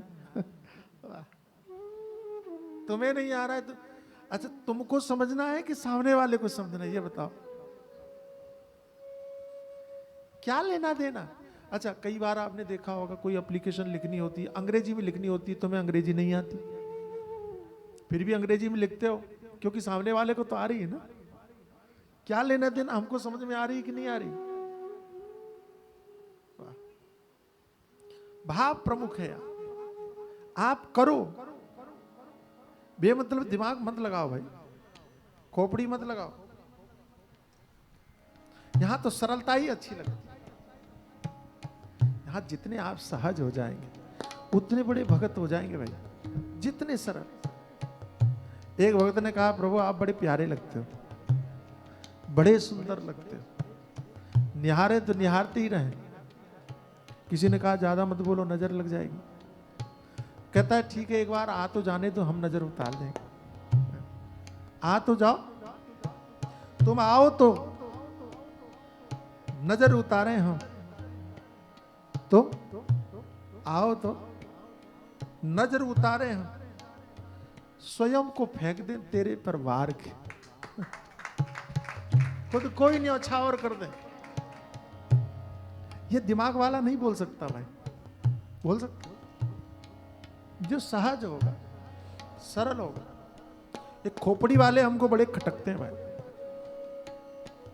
अध्यात्म में इसको तुम घर पे रख के आया करो। तुमको जितनी दुनियादारी करनी घर पे करो, तुमको जितना भी विवाद करना है, झगड़ा करना है, तू करनी है, मैं करनी, वो सब वहीं करो।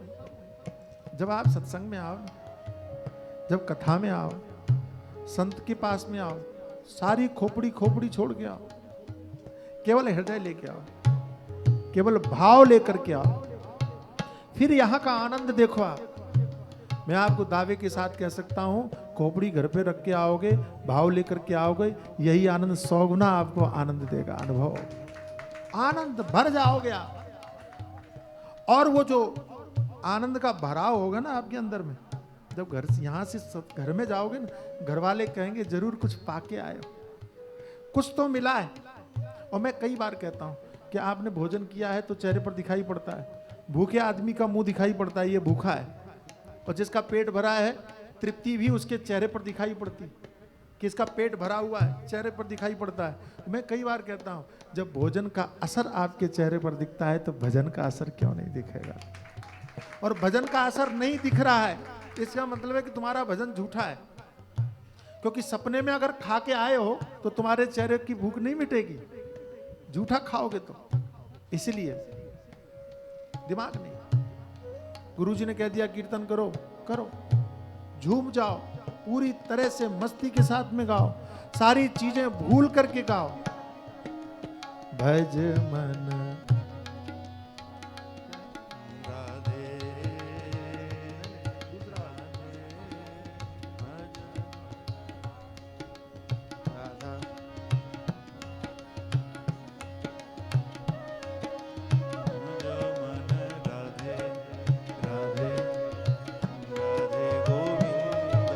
राधे राधे राधे राधे राधे गो भज मन राधे राधे राधे राधे राधे गोविंद राधे राधे राधे गोविंद भज मन राधे राधे राधे राधे राधे गोविंद राधे राधे राधे राधे राधे गोविंद गोविंद गोविंद गोविंद राधे गोविंद गोविंद गोविंद राधे गोविंद गोविंद गोविंद राधे गोविंद गोविंद गोविंद भज मन राधे राधे राधे राधे राधे राधे गोविंद राधे राधे राधे गोविंद भज मन राधा गोविंद राधे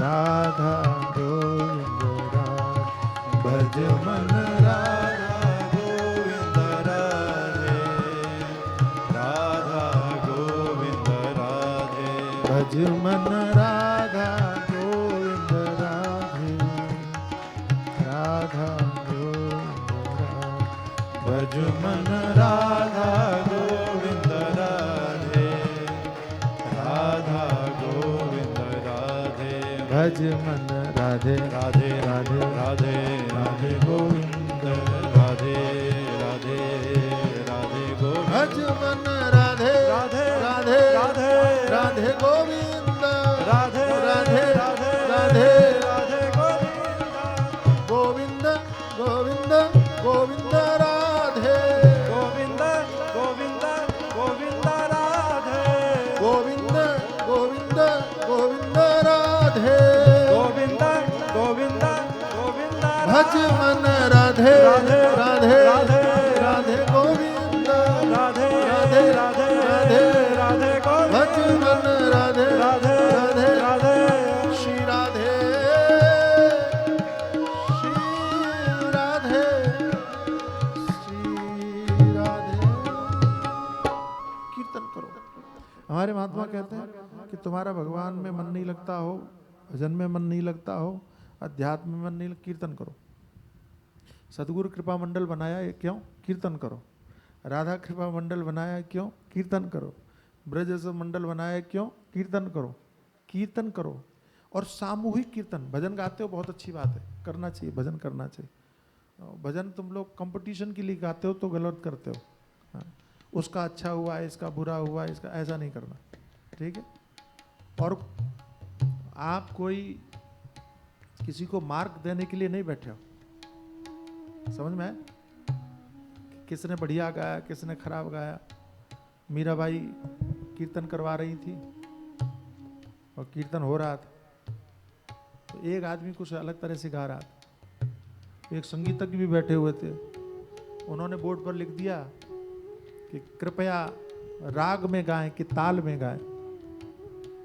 मीराबाई ने देखा, कहते उसको मिटा दिया, लिखा कि कृपया भाव में गाएं। भाव ही महत्वपूर्ण, यहाँ कोई चीज दूसरी महत्वपूर्ण। तो कंपटीशन नहीं करना, चाहे राधा कृपा मंडल में करते हो तुम लोग, हमको मालूम है इसलिए बोल रहा हूँ। तो चाहे राधा कृपा मंडल में जाओ, चाहे सदगुरु कृपा मंडल में जाओ, कीर्तन भजन गाओ, लेकिन भजन से भी ज्यादा आप कम से कम आधा घंटे का समय कीर्तन के लिए रखो। करोगी देवियों? केवल कीर्तन करो। कीर्तन में क्या होता है? कीर्तन में जब एक साथ में सब बोलते हैं और झूमते हैं तो आपके मन को सोचने का वक्त नहीं होता, टाइम नहीं रहता, समय नहीं रहता।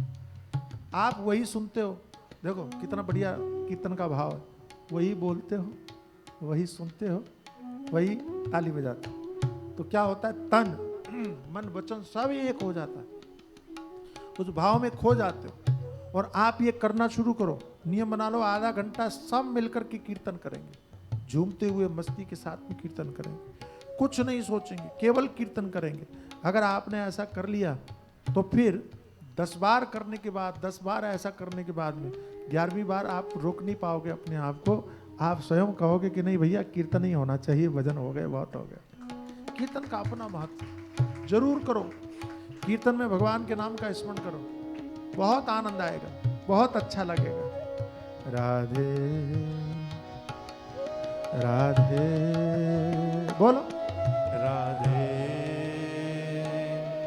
राधे राधे राधे राधे राधे राधा गोविंद राधा भज मन राधा गोविंद राधे राधे राधे राधे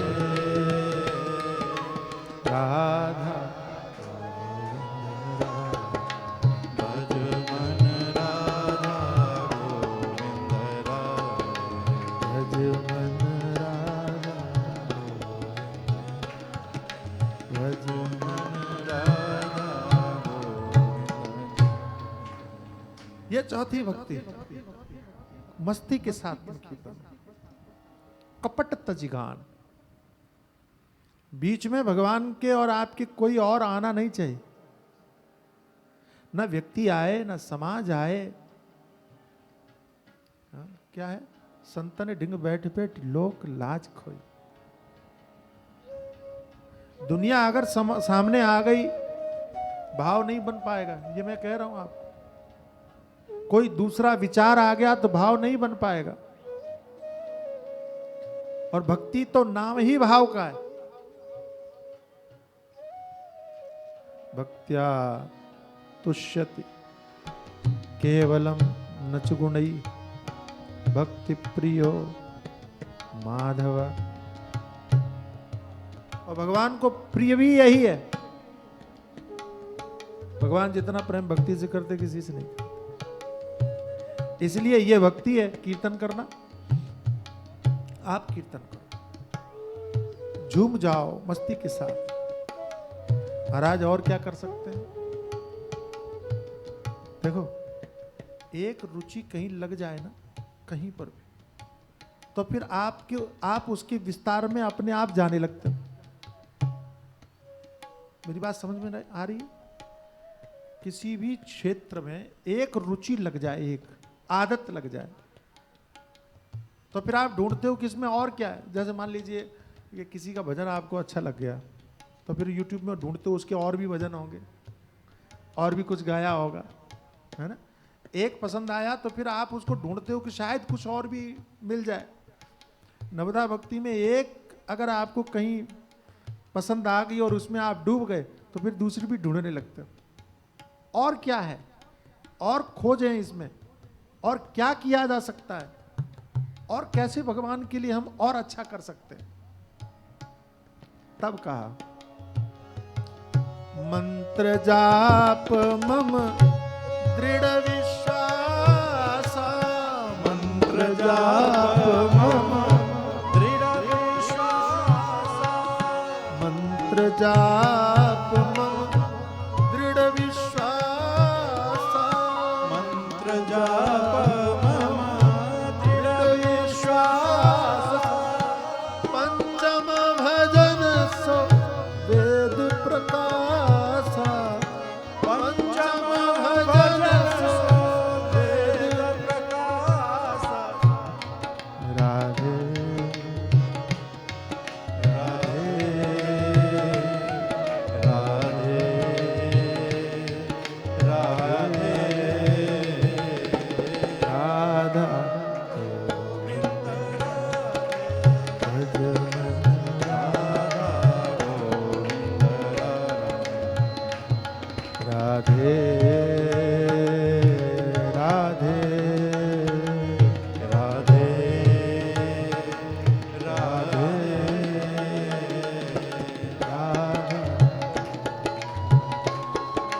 भज मन राधा भज मन राधा गोविंद राधे मन राधा गोविंद राधे।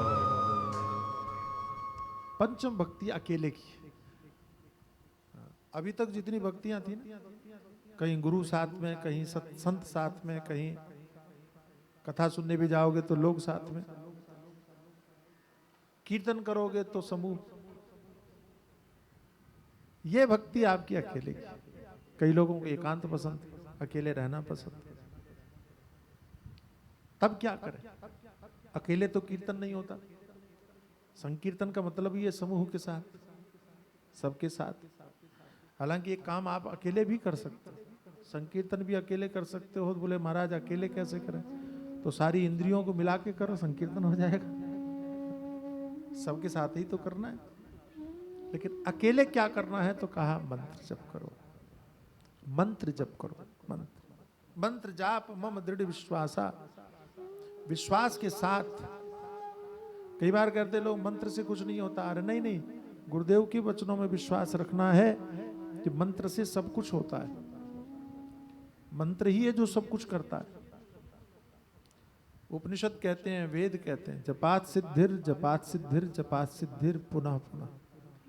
जब से ही सिद्धि होती है, जब से ही सिद्धि होती है, जब से ही सिद्धि होती है। आप जप करते रहो, कुछ और सोचने की आवश्यकता नहीं है। एक मंत्र दे दिया, बस करो, करते रहो करते रहो करते रहो।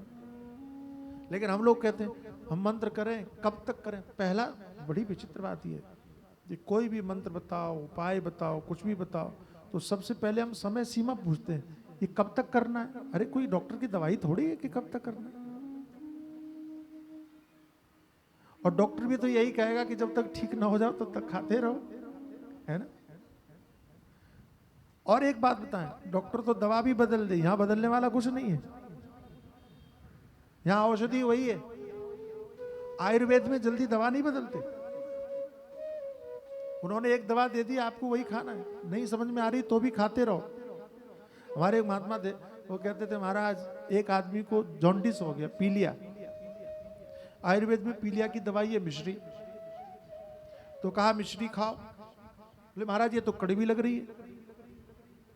अच्छा, जॉन्डिस में मिश्री कड़वी लगती है, ये तो कड़वी लग रही है। बोले लगे भले ही कड़वी, लेकिन दवा यही है, खाना यही है। तो कहता कब तक खाएं? बोले जब तक मीठी न लगने लगे।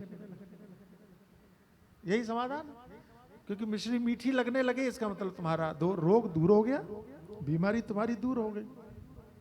ऐसी भगवान के भजन में मन नहीं लगता, जब करने में मन नहीं लगता। बोले महाराज मन तो नहीं लग रहा है। बोले नहीं नहीं, ये कड़वी लग रही है, लेकिन दवा यही, खाना यही है, करते रहो। कब तक करें? जब तक मन न लगने लगे। अच्छा, तो एक ने पूछा महाराज मीठी मिश्री मीठी लगने लगे तो फिर छोड़ दें? बोले मीठी लगने के बाद में अगर छोड़ने का दिल करे तो छोड़ दे। अरे मीठी लगने के बाद में भला कोई छोड़ता है? कड़वी लग रही थी इसलिए नहीं खा रहे थे। ऐसी भगवान का मंत्र, भगवान का नाम स्मरण, नाम जब तक उसमें आनंद ना आने लगे तब तक करते रहो, और जब आनंद आने लगेगा अपने आप फिर चाह करके भी छोड़ नहीं सकते, फिर वो छूटेगा ही नहीं, वो आपका जीवन बन जाएगा। इसलिए करते रहो, जप जरूर करो, अवश्य करो। कई लोग कहते हैं हम मन से जप करते हैं। अरे तुम्हारा मन कुछ करने नहीं देता, तुम मन से जप कैसे कर लोगे? ये किसी मन के बहकावे में मत आओ। तुम्हारे जीवन में सबसे अधिक कोई धोखा देने का काम करता है तो तुम्हारा मन है। कहते हैं ना मन से कर लेते हैं।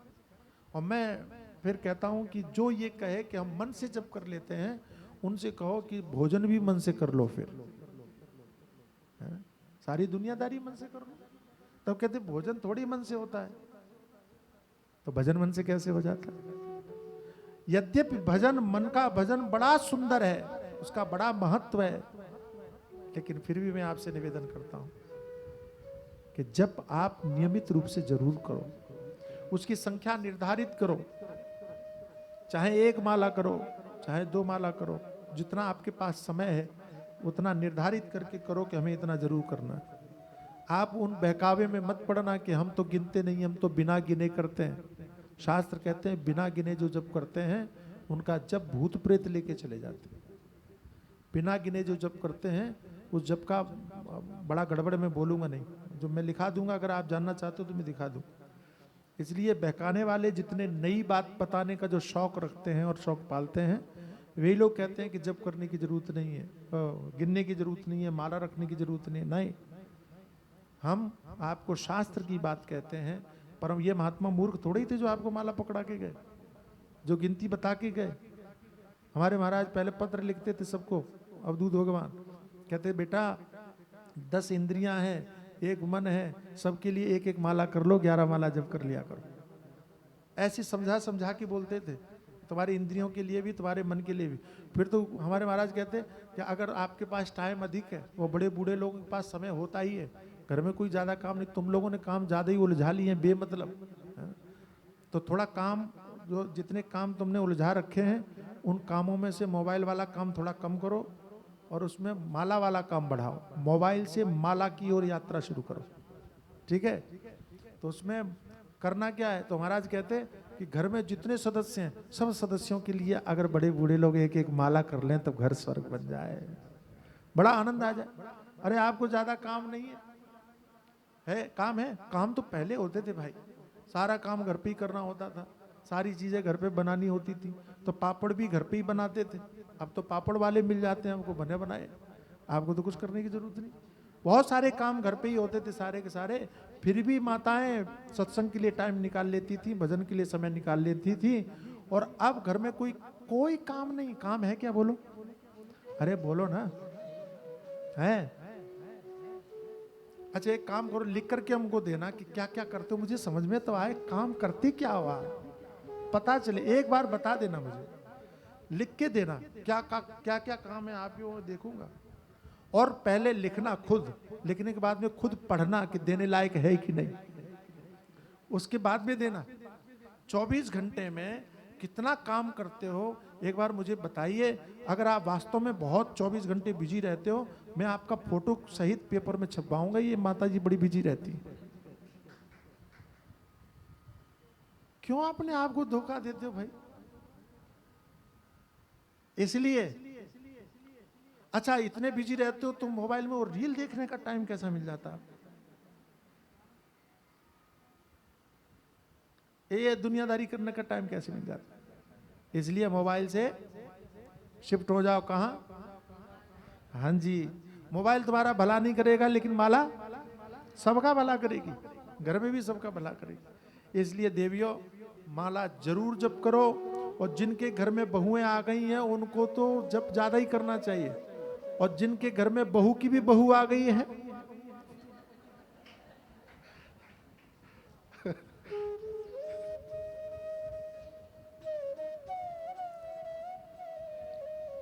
आप सब समझदार है। बहुत बढ़िया, जय हो।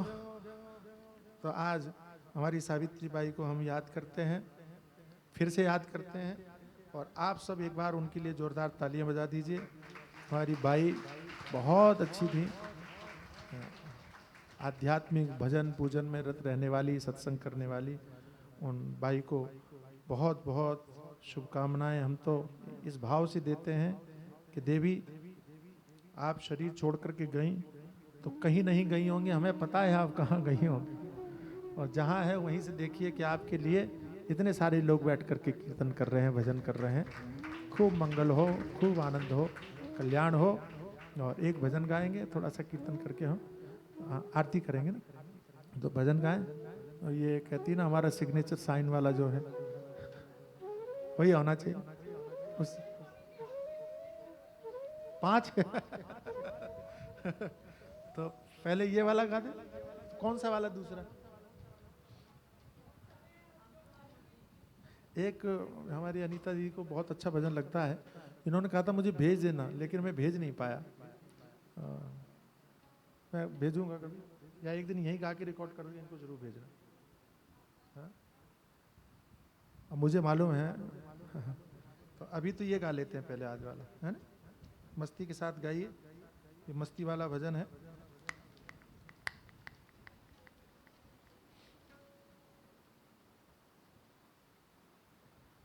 बहुत अच्छा लग रहा है आप लोग।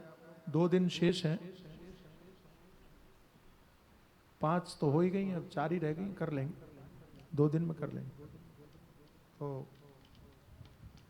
कल और परसों जो है ना, हम यहीं से आपसे विदा लेंगे। हाँ 4 बची, 4 भक्ति बची हैं, 2 दिन बचे हो जाएंगे। हाँ? तो कल तो रहेंगे, परसों हम आप लोगों के साथ बैठ के और थोड़ा आनंद लेके और यहीं से विदा लेंगे आपसे, सीधे यहीं से चलेंगे। ठीक है, बहुत अच्छा लगा।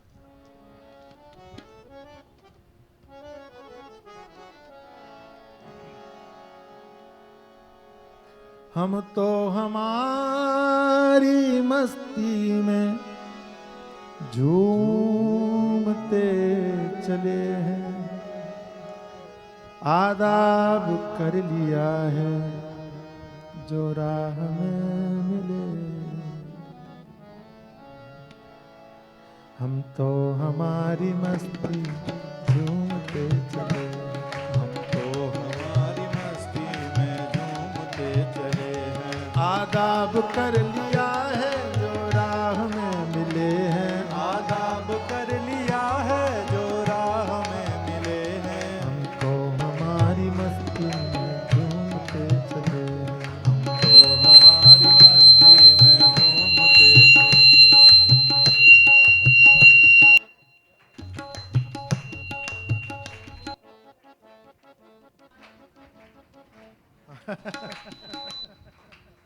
माइक माइक वाला दोनों मस्ती में झूम रहे हैं। तो भजन की मस्ती में ही है ना, किसी और में तो नहीं है। हम तो हमारी मस्ती में झूमते चले, हम तो हमारी मस्ती में झूमते चले हैं। एक काम करते भाई, बंद करते मैं ऐसी गा लूंगा।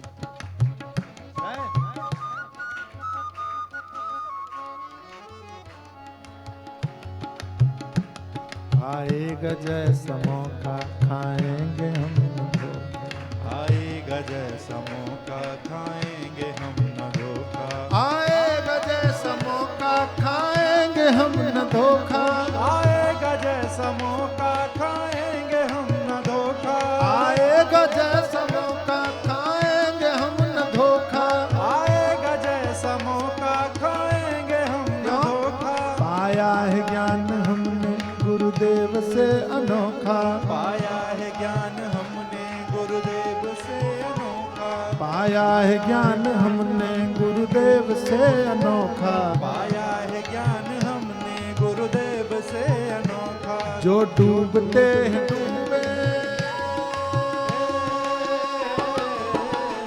जो डूबते हैं डूबे हम तैरते चले हैं, जो डूबते हैं डूबे हम तैरते चले हैं। हम हमारी मस्ती हम तो हमारी मस्ती में झूमते चले हैं। दर दर की खाक छानी पहले हुई हैरानी, दर दर की खाक छानी पहले हुई ओहो हैरानी, दर दर की खाक छानी पहले हुई हैरानी, दर दर की खाक छानी पहले हुई हैरानी। आशाओं की पाशों में उलझी थी जिंदगानी, आशाओं की पाशों में उलझी थी जिंदगानी, आशाओं की पाशों में उलझी थी जिंदगानी, आशाओं की पाशों में उलझी थी जिंदगानी। रास्ता मिला है पक्का, रास्ता मिला है पक्का हम दौड़ते चले हैं, रास्ता मिला है पक्का हम दौड़ते चले हैं। हम तो हमारी मस्ती हम तो हमारी मस्ती में झूमते चले हैं। अलमस्त हो हमेशा कहते हैं इसे जीना, अलमस्त हो हमेशा कहते हैं इसे हो जीना, अलमस्त हो हमेशा कहते हैं इसे जीना, अलमस्त हो हमेशा कहते हैं इसे जीना। वो मौत क्या बला है उसका पता न कीन्हा, वो मौत क्या बला है उसका पता न कीन्हा, वो मौत क्या बला है उसका पता न कीन्हा, वो मौत क्या बला है उसका पता न कीन्हा। अपनी खुदी को पैरों से, अपनी खुदी को पैरों से रौंदते चले हैं, अपनी खुदी को पैरों से रौंदते चले हैं। हम हमारी मस्ती में झूमते चले, हम तो हमारी मस्ती में झूमते चले हैं। ऐलान कर दिया है दुनिया से हम निराले, ऐलान कर दिया है दुनिया से हम ओहो निराले, ऐलान कर दिया है दुनिया से हम निराले, ऐलान कर दिया है दुनिया से हम निराले। शक हो किसी के दिल में तो आके आजमा ले, शक हो किसी के दिल में तो आके आजमा ले, शक हो किसी के दिल में तो आके आजमा ले, शक हो किसी के दिल में तो आके आजमा ले। यह देह तो मुकद्दर को, यह देह तो मुकद्दर को सौंपते चले हैं, यह देह तो मुकद्दर को सौंपते चले हैं। हम हमारी मस्ती झूमते चले, तो हमारी मस्ती में झूमते चले हैं। आएगा जैसा मौका खाएंगे हम न धो, बोलो आएगा जैसा मौका खाएंगे हम न हो धोखा, आएगा जैसा मौका खाएंगे हम न धोखा, आएगा जैसा मौका खाएंगे हम न धोखा। पाया है ज्ञान हमने गुरुदेव से अनोखा, पाया है ज्ञान हमने गुरुदेव से अनोखा, आया है ज्ञान हमने गुरुदेव से अनोखा, पाया है ज्ञान हमने गुरुदेव से अनोखा। जो डूबते हैं डूबे, जो डूबते हैं डूबे, हम तैरते चले हैं, जो डूबते हैं डूबे, हम तैरते चले, हम हमारी मस्ती, हम तो हमारी मस्ती में झूमते चले हैं, तो हमारी मस्ती में झूमते चले हैं, हम तो हमारी मस्ती में झूमते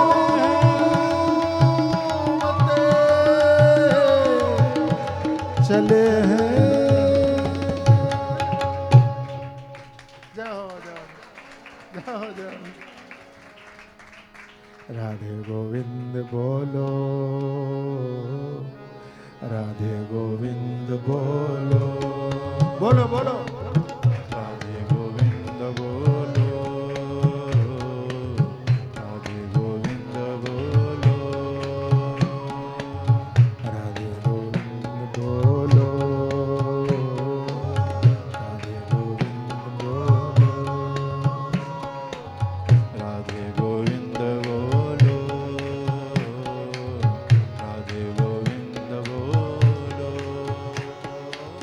राधे गोविंद बोलो, राधे गोविंद बोलो, राधे गोविंद बोलो, राधे राधे राधे राधे गोविंद बोलो, राधे गोविंद बोलो, राधे गोविंद बोलो, राधे राधे राधे राधे गोविंद बोलो, राधे गोविंद बोलो, राधे गोविंद बोलो, राधे राधे राधे राधे गोविंद बोलो, राधे गोविंद बोलो, राधे गोविंद बोलो, राधे राधे राधे गोविंद बोलो,